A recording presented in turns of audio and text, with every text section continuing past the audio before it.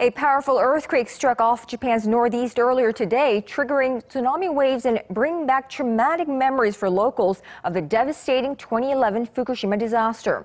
Now, all tsunami warnings and advisories have been lifted as of now, with just reports of minor injuries. Experts are zooming in on the island nation's swift response moves, both by the government as well as the Japanese people.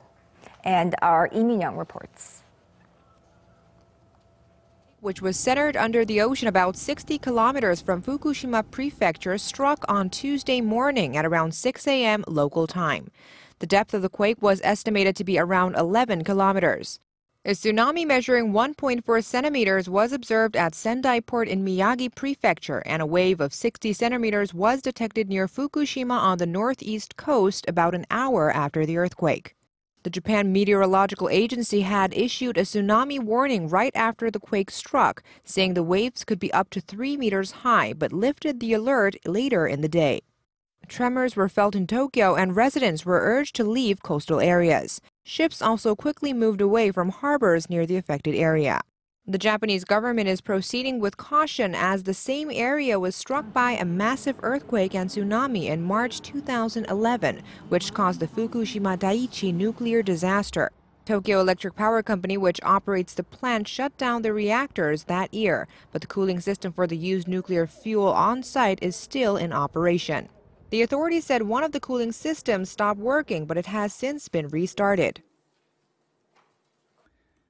We received a report that there is no problem at the Fukushima Daiichi nuclear power plant.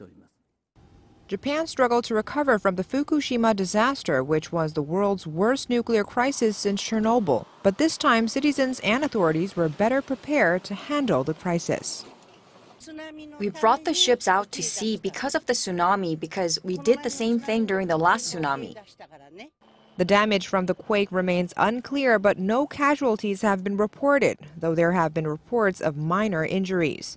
This was possible in part because of the authorities' swift response.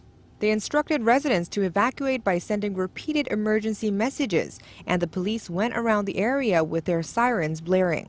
South Korea's foreign ministry said it launched an emergency task force at its diplomatic offices in Japan as soon as the quake hit, and said they're continuing to keep an eye on the situation.